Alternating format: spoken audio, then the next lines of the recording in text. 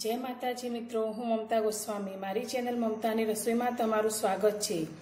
आज आपणे बनावशुं घऊना लोटमांथी पापड़, जे 1 वर्ष सुधी स्टोर करी सकीशुं अने तेनो टेस्ट आपणे जे खाखरा बनावीए छीए तेवो लागशे। तो तेना माटे मैं 1 वाटको घऊनो लोट लीधो छे। जे आपणे रोटली बनावी छीए ते 1 वाटको घऊनो लोट लीधो छे। पछी मैं 1 चमची आ अजमो लीधो छे। तमे अजमाना बदले जीरुं पण लई शको। पछी आ कसूरी मेथी लीधी छे। जे आपणे लीली मेथी आवे छे तेने सुकवणी करीने राखेली छे। तमे सूकी ना होय, लीली होय तो ते पण लई शको। साथे आपणे स्वाद प्रमाणे मीठुं लईशुं। लीला मरचा लीधा छे कापेला, तेने एकदम झीणा क्रश करी लईशुं। अने आ खावानो सोडा लीधो छे, जेने आपणे साजीना फूल कहीए छीए, ते अर्धी चमची लीधो छे। अने आपणे पाणी जोईशे। तो हवे आपणे जे प्रमाणे लोट लीधो छे ते प्रमाणे आपणे पाणी लईशुं। तो आमा एक तपेलू लीधुं छे। तो आ लोट ने आपणे बीजा वासण में काढी लईशुं। अने आ वाटका में आपणे पाणी लईशुं। तो लोट अने पाणीनुं माप आपणे ए रीते लईशुं के आपणो लोट एकदम सरस बफाई जाए। तो आ जे वाटको आपणे लोट लीधो छे ते 1 वाटको आपणे आ पाणी तपेलामां लईशुं। हवे तेज वाटको अर्धो आपणे पाणी लईशुं। लोट करता आपणे 1.5 गणुं पाणी लईशुं। तो आ रीते जे लोट लीधो छे ते प्रमाणे 1.5 गणुं पाणी लीधुं छे। हवे तेमां आपणे स्वाद प्रमाणे मीठुं लई लईशुं। तो तमे जे प्रमाणे मीठुं जोईतुं होय ते प्रमाणे लई शको। तो मैं 2 चमची जेटલું અત્યારે મીઠું લીધું છે। હવે આ પાણીને આપણે ગેસ પર ઉકળવા મૂકશું। આપણું આ પાણી એકદમ સરસ ઉકળી ગયું છે આ રીતે। તો તેમાં હવે આપણે જે અજમો લીધો છે 1 ચમચી તે અંદર લઈ લઈશું। સાથે આપણે મરચાં લીધા છે વાટીને જીણા, તે લઈ લઈશું। તમે લીલા મરચાંને બદલે લાલ મરચું પણ લઈ શકો। સાથે આપણે જે મેથી લીધી છે કસૂરી તે પણ અંદર લઈ લઈશું। બધું બરાબર મિક્સ કરી ફરી 2 મિનિટ આપણે ઉકળવા દઈશું।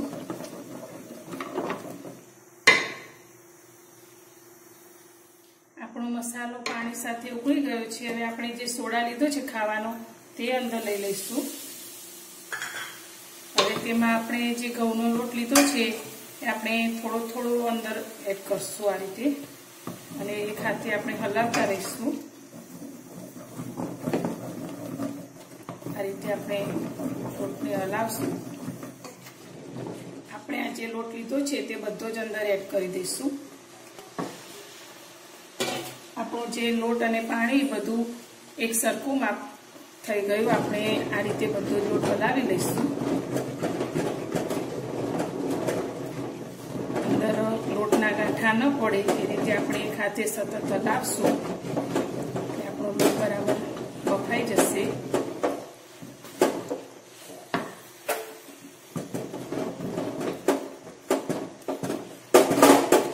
આ રીતે આપણો આ લોટ પાણી સાથે મિક્સ થઈ ગયો છે। હવે આને આપણે 2 મિનિટ માટે આ રીતે રાખશું એટલે સરસ બફાઈ જાય।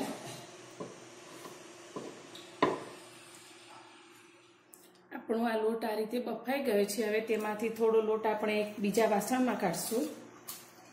આ રીતે આપણે થોડો લોટ લઈ લઈશું અને બાકીના લોટને આપણે આ રીતે ઢાંકી અને મૂકી દઈશું સાઈડમાં। હવે આ લોટને આપણે મસળવાનો છે। તો મેં આ લોટો લીધો છે સ્ટીલનો, તેના ઉપર આપણે 1 ચમચી જેટલું તેલ લઈશું અને તેને આ રીતે મસળશું જેથી આપણે હાથમાં બળાય નહીં અને આપણો લોટ એકદમ સરસ મસળાઈ જાય। આ રીતે આપણે બધો લોટ મસળશું। આપણા પાપડ ખાવામાં ખૂબ જ ટેસ્ટી બને છે કારણ કે આપણે અંદર મેથી લીધી છે। મેથીથી તેનો ટેસ્ટ એકદમ સરસ ખાખરા જેવો આવશે।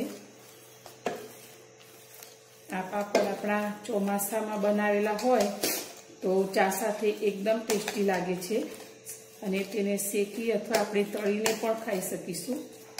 તો આ રીતે આપણે બધો જ લોટ મસળશું। અંદર લોટમાં થોડા ગાંઠા પડ્યા હશે તો તે પણ આમાં મસળાઈ જશે. તો આ રીતે આપણે બધો લોટ મસળશું. હવે આપણો આ લોટ મસળાઈ ગયો છે. હવે તેમાંથી આપણે લુવા બનાવશું.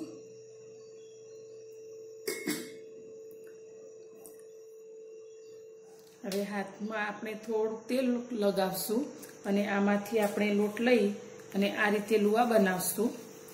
આપણે જે રીતના પાપડ બનાવવાના હોય તે રીતે નાનો મોટો લુવો કરીશું. તો આપણે આ રીતે એક રોટલી થાય એવડો લુવો બનાવી છે.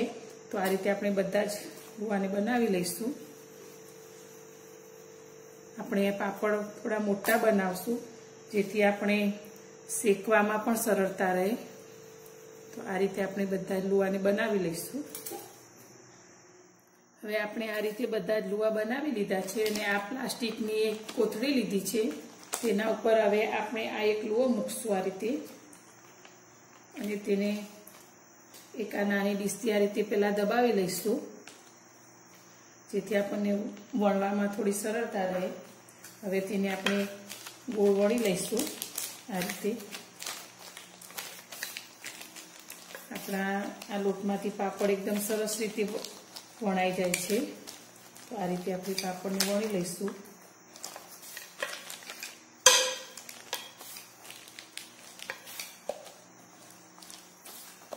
આ પાપડ બને તેટલો આપણે મોટો કરીશું. આ રીતનો આપણો આ પાપડ વણાઈ ગયો છે. તો મેં એક આ કપડું પાથર્યું છે અહીંયા. તો તેના ઉપર આપણે આ પાપડને લઈ લઈશું.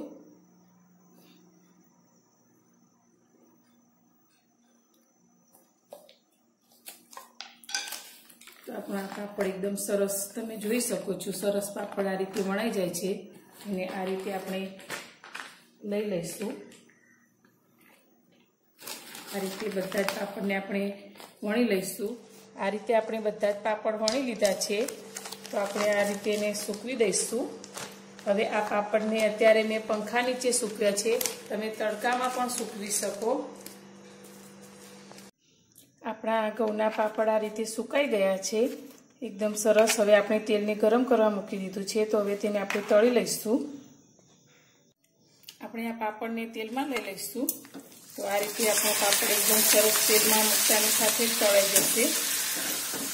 એકદમ ક્રિસ્પી આપણો આ પાપડ તળાઈને તૈયાર થાય છે એકદમ ખાખરા જેવો. તો મારી આ પાપડ બનાવવાની રીત તમને સારી લાગી હોય તો મારા વિડીયોને લાઈક કરજો, શેર કરજો અને તમે ચેનલ પર નવા હો તો મારી ચેનલને સબસ્ક્રાઈબ કરજો.